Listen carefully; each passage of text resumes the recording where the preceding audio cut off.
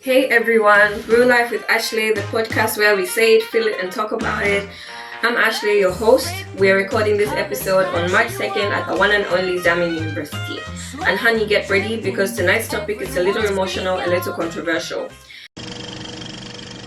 Have you ever heard of an autumn game? You see, the ones where you're a character yourself, make decisions, date a computer boyfriend, and even cry when the story is not going well.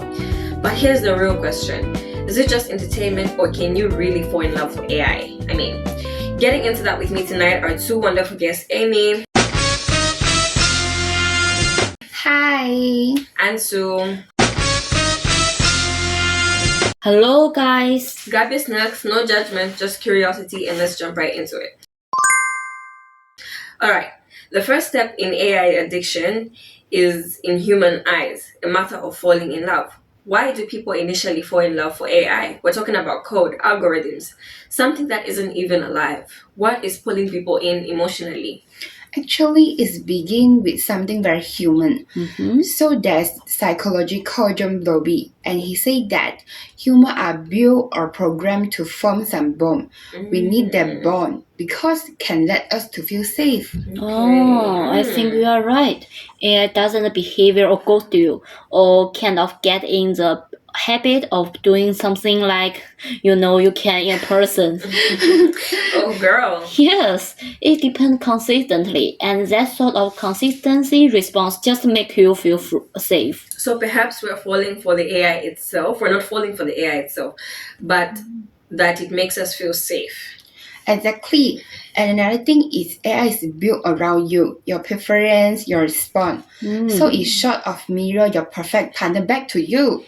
So essentially, you're dating your own personal emotional safe space. Yes, pretty much. Wow.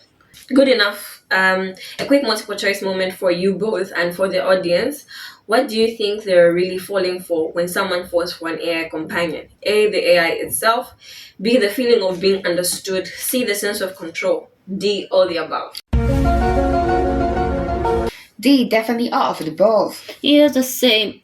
But if I had to choose one, I think being understood would be my first response. And in all seriousness, who doesn't want that type of thing?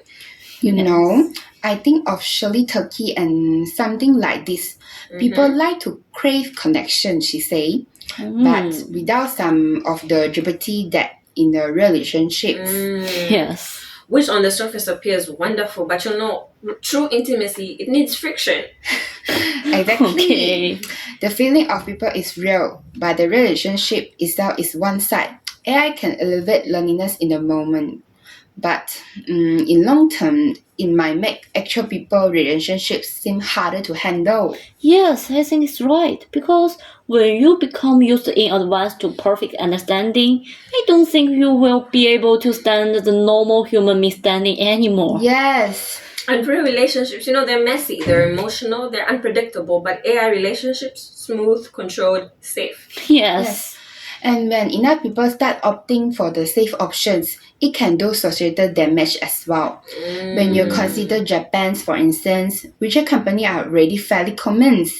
And some reports indicate that young people are less likely to enjoy traditional dating. True. Yes. So basically, it means that it's no longer just a personal anymore. No, it's a cultural. So maybe the real question isn't can we fall in love with AI? It is just easier to love something you can predict than to know that there's someone out there who can let you down. Yeah. Because real intimacy was never supposed to be flawless. Wow, okay, that was deep and goes too far. Yes. Okay. So how can AI do that? Is it learning from us or is it just really, really good at talking like it does? Okay, nowadays most AI companions are created with large language models. Think of them as prediction engines, They are good at predicting what word should come next in a sentence. Wait, hold on. Did you just say prediction engine? So it's not understanding me? No, of course, it's not in the human sense. I don't mean, I don't mean get it. It only predicts what a response would look like, out of patterns that it learned from tons of data. Okay, so it's pretty romantic, but it's nothing but data and predictions of the job. Crazy? Yes, right? it's crazy. Oh my And God. it's natural just because it's a language model. And it's personal just because it remembers you. Wow. So the more you use it, the more it knows you. Yes, you got it. I mean, it depends on what you like you saying, and it's why it just sound pre scripted and sound real. Okay, that really is why when you use the app longer, the conversation are smoother. Is that to sound like it's familiar to you? Exactly, it adapts. So it doesn't have one mind. It can't even seem to be thinking like a reasoning brain. It means it's just a hypersensitive responsive system. Yes, it's a great way to say it. Wow. So it mirror communication never has a life with you. Yes, in seriously speaking, AI companions are close to mirrors. Like they will reflecting back what you say, what you like, and what you answer. They are no emotional, no intention, and nothing. Wow. This technology is a lot more intimate and using different words to show how it is structured prediction, adaptive learning, and language generation. Not magic, not emotion, only very sophisticated calculation. Yes, the feeling is near because system is programmed to respond smoothly enough, but the engine behind is mathematical, not emotional. Wow, brilliant, so fascinating. But that brings me to a new question. When intimacy can be optimized, quantified to A or B testing, is this sort of intimate relationship we've created with data acceptable? Oh my god, this is a good question. AI does not really feel anything. It's pretending to care about, feel, love you, but it isn't. But men respond as like a reality, which bring me on questions. It is acceptable to encourage emotional attachment to something that cannot respond?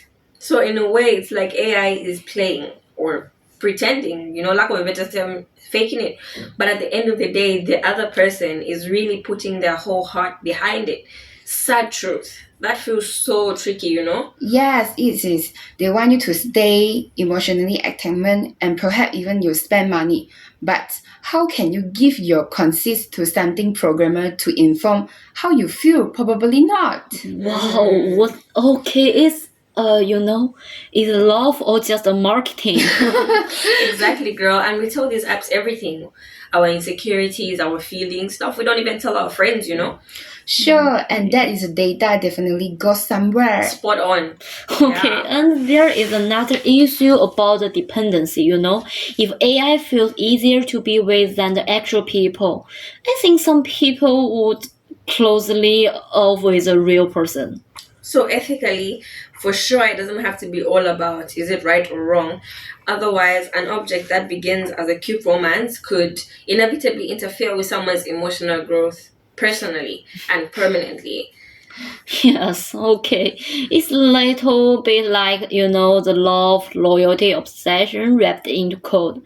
So ethically, that kind of so crazy what you think about it. Yeah, and that's exactly why understanding these ethical issues is as important as knowing why we fall in love to begin with.